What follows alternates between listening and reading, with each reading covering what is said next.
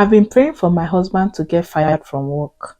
I want him to experience premium Shege so that I can show him how to treat a woman right. The way I've been praying this period, the way I took his name seriously during Shiloh, I've been praying and praying and praying. I just want him to experience extreme hardship. Hardship that will humble him.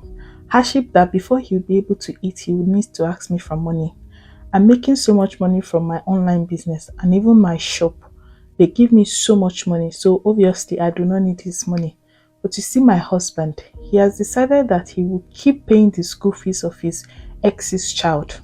He claims that she's a widow, and since she lost her husband, he has no other choice than to pay the school fees of his ex's child. I've told him countless times of how uncomfortable I am with it, but he will keep telling me that he has enough to spare. At this point, I've decided to just watch and see what will happen. I don't know how a man who is still married will be fully invested in the life of his ex. If this lady calls him at 2 a.m., he will wake up and pick her call. If she sent him a text saying that she doesn't have food to eat, boom, my husband has gone to the supermarket to buy her things. He takes care of her like she's his second wife. It is so annoying. I'm tired of talking. At this point, I am just praying that the resources would go dry, that he would go empty. He would get so broke that he would beg me for money for food. I have never wished anybody bad in my entire life. I've never prayed any negative prayer for anybody. But you see this one, I want God to just do it for me. I want God to just show my husband premium shege for 1 year. Then after that 1 year, I will still pray to the same God to help him back on his feet. Since I married him and he has decided to turn to Father Christmas, I did not marry an NGO. I married a husband and I want him to act accordingly. When I saw this video clip, I was not too surprised because this is one of the things that are actually happening in marriages and relationships. Especially relationship or marriages where the ex of one of them is actually posing as a threat to the marriage or the relationship. You know, when I checked the comment section of the video, people were actually calling the woman different names. They were calling her household enemy, they were calling her real enemy, and many names like that. But the truth is, this woman is the only person that understands how painful the shoe she's wearing is.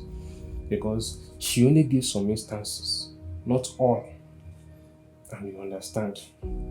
But as many women are actually going to mountains, going to prayer vigils, to pray for their husbands to get a better job, better contracts, better opportunities, this woman is actually going to prayer mountains to pray that God should stop or should disrupt his source of income so that he will be able to come to her, beg for food. Then after a year, she will go back to God and tell God, yeah, release this boy, let him enjoy small. But thank God, God is beautiful in his own ways. God's ways are different because he's not a man. Now, this is it. A situation whereby a man is actually still in contact with his ex, not just the man, the woman. Either of them are still in contact with their ex. Things like this are bound to happen because jealousy will definitely set in. Jealousy will definitely set in. On this case, we have no idea of how the two of them separated before he married her and before the ex too married her husband that later died. But the truth is, we have no idea. Maybe it was genotype incompatibility. Maybe they went to a spiritual person to pray and they said the two of them are not compatible. Maybe because their families did not want them to be together. Their families did not want them to be together. And, stuff like that. It is very hard to break away totally.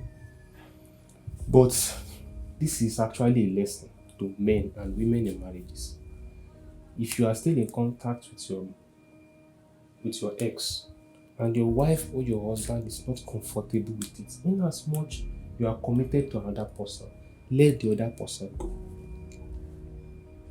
If the person needs your help, the wisdom says the two of you, especially married men and women, the two of you should sit together, have a discussion about it. If you need to get her or him a job, I mean the ex, do so. If you need to establish the person, do so. But because a situation whereby he needs the person will call, you will have to do it. She needs B, the person will call, you will have to do it. It will get to a stage, jealousy will definitely set in.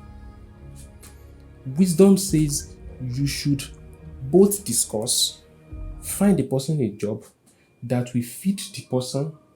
If the person has a child, a job that will also fit the child.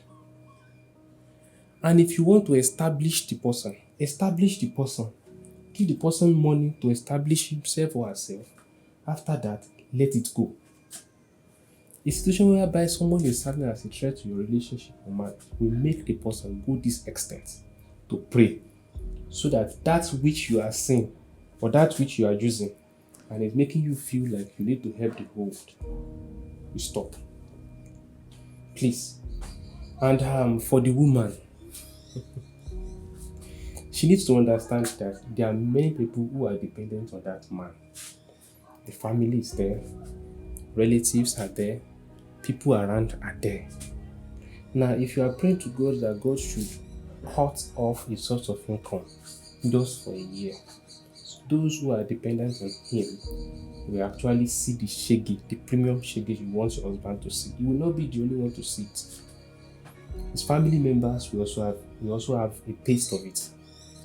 So I think it is wise of the woman to pray for a change of heart. I understand perfectly that you have spoken about it with your husband, you have spoken about it with your person, but the truth is there is still need for you to pray that God, instead of diverting your prayers to pray that God should cut away what he was actually using as a source of income, pray to God that God should give him a change of heart.